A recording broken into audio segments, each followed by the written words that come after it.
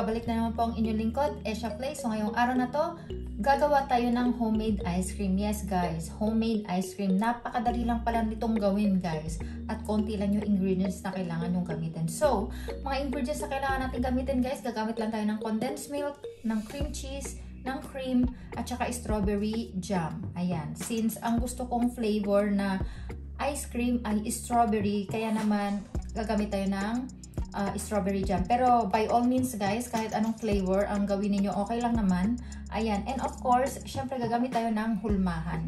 Mas maganda, meron tayong hulmahan para maganda yung ating presentation chart. Kung wala naman kayong ganito guys, pwede na yung normal na topper. So, 4 lang yung aking hulmahan. So, the rest, ilalagay ko rin siya sa normal na topper guys. Ayan. So, ipapakita ko na lang po sa clips kung paano ko po siya gagawin. Ayan, pagsasama-samahin lang natin yung ating, ayan, unahin na natin tong cream.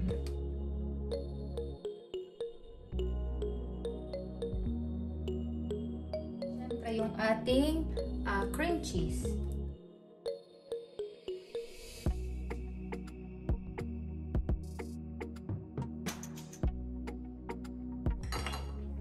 Ano to guys ha, condensed milk, nilagay ko lang sa garapon kasi nga nakalata siya.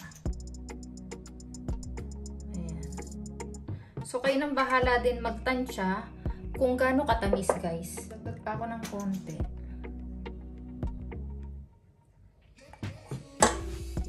Ayan. So ngayon mag-umpisa na tayong mag-beat.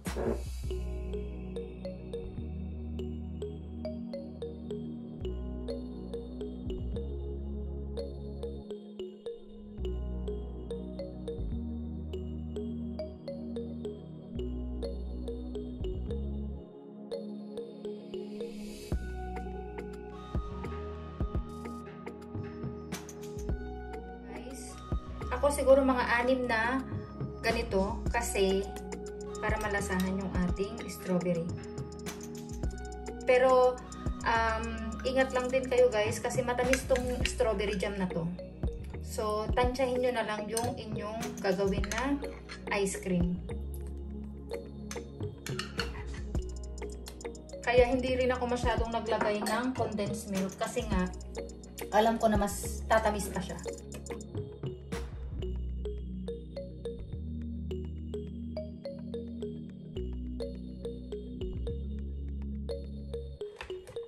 Tikman ko lang guys kung okay na yung ating ginawang ice cream. As you can see, nagkaroon na siya ng kulay ng konti kasi nga dahil dun sa strawberry. So tikman ko lang. Nakikita nyo ba yan? Ayan na yung strawberry natin.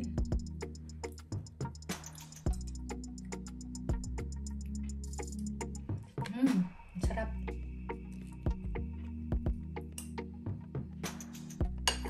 Okay na ako dito guys, hindi na ako magdadagdag ng kahit na ano.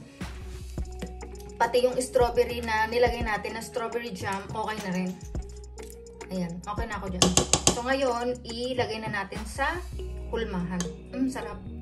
So ayan na guys, ngayon, gagamit lang ako ng parang ano, kukutsarain ko lang siya dito.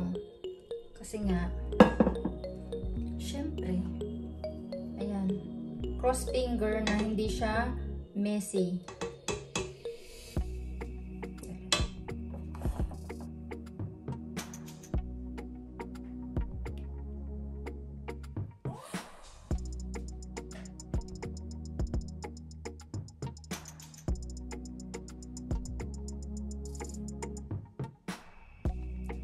Ayan. Alam nyo, may nakalimutan ako. Dali, may nakalimutan ako guys. Kasi yun yung, since gusto ko magkaroon ng parang ano, lagyan natin dyan ng parang ano yung strawberry. Ayan. So kada layer lalagyan natin para at least malalasahan nyo yung strawberry lalo.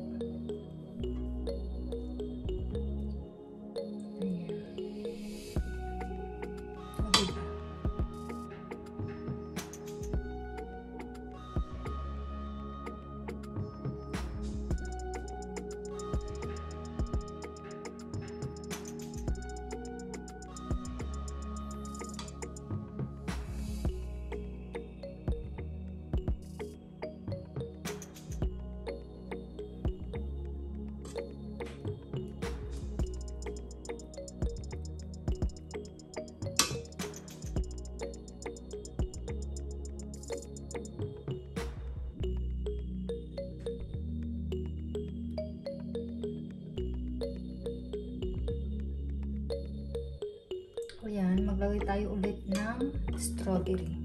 Pero guys, ano lang po guys ha, suggestion. Kasi nakailang try na ako ng ganito. And may strawberry naman siya, kaya lang hindi ganun kadami. So mas gusto ko yung nalalasahan ko masyado yung ating strawberry. Ayan. Pero by all means guys, pwede kayong maging creative kung paano ninyo gagawin.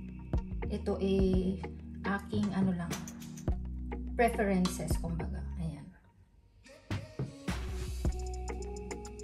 Pinatikim ko na to sa mga kaibigan ko and nagustuhan naman nila guys. Masarap daw.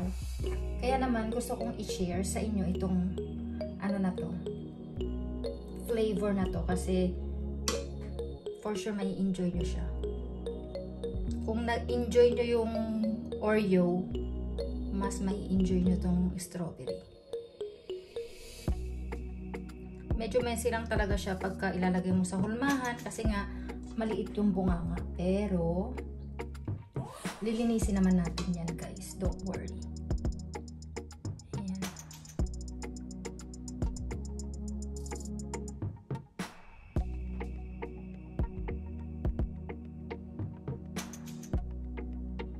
Ayan, so okay na ako dyan.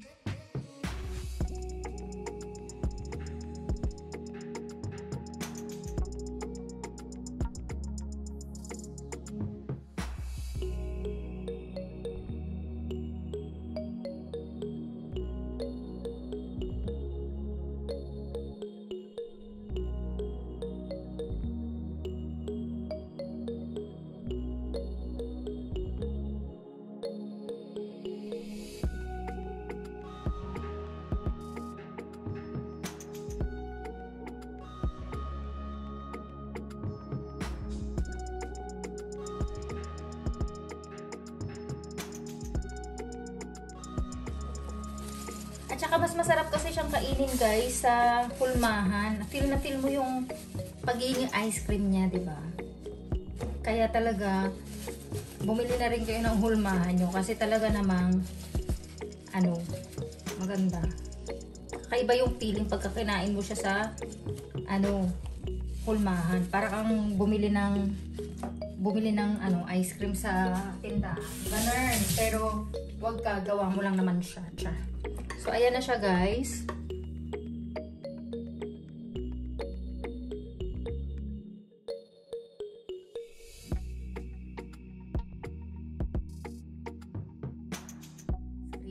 So, okay na yan guys.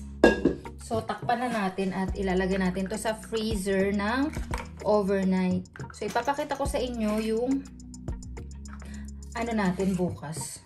Ayan. So, as you can see, ganyan yung itsura niya guys. Ayan, diba? Kita ba? O, diba? Meron siyang strawberry sa ilalim. Para maganda. So, ipapakita ko sa inyo bukas yan.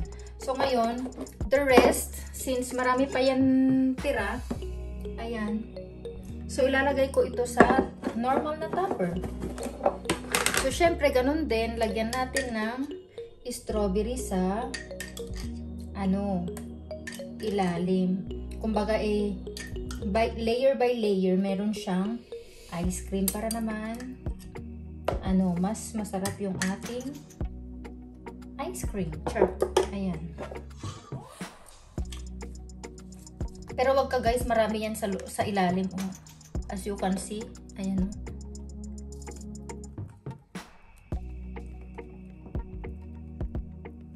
So ilahat na natin yan kasi nga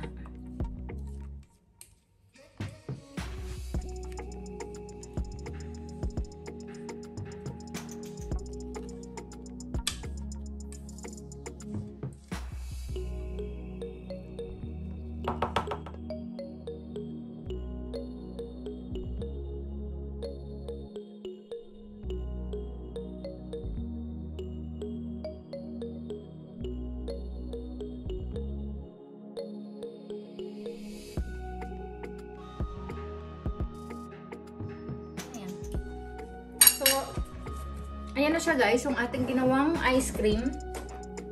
So, isiset ko to sa freezer ng overnight. Ayan, silang dalawa. And then, ipapakita ko sa inyo kung ano itsura niya bukas. So guys, ito na yung ating ginawang ice cream kagahapon. So let's see kung ano na siya.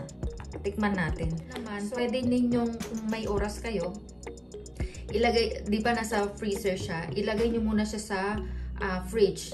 Ilipat nyo siya ng 1 to 2 hours and then later, malambot na yan, mas madali na siyang i-scoop, kumbaga. So, pero kung nagmamadali naman kayo, ang ginagawa ko, inaano ko siya sa tubig, sa runny na faucet. Papasadahan ko siya doon ng tubig para at least, makuha natin yung ano, dahil nga matigas pa yan. Kumbaga, naka-compact siya doon sa hulmahan. O, diba? Kita nyo ba yon? Ayan. Ayan na siya guys. Kasi nga, tinunaw natin ng konti. So, titikman ko guys kung anong lasa. Ang sarap guys. Ang sarap. Sakto lang yung tamis at yung creamy. As in, ang creamy niya guys. Ang sarap. Lasang-lasa mo yung yung strawberry. Ayan. Ang sarap. Oh my god. Mauubos ko yata to. Ito yung gusto ko sa ice cream guys kasi ayoko nang masyadong matamis. So sakto lang yung nilagay kong condensed milk at saka yung kasi nga alam ko na mas tatamis na yun dahil sa strawberry jam na nilagay natin. Kaya konti lang yung nilagay ko talaga sa na condensed. Ayun yung ating strawberry. Kitang-kita. Ang sarap niya guys, promise. Mukhang maubos ko to. Ayan. So, ayan. O, diba? So, yun lang guys. I hope, bago ko to maubos guys, I hope nagustuhan niyo po yung ating simple recipe and video for today. Thank you for watching and don't forget to like, comment, and subscribe to my channel. Thank you!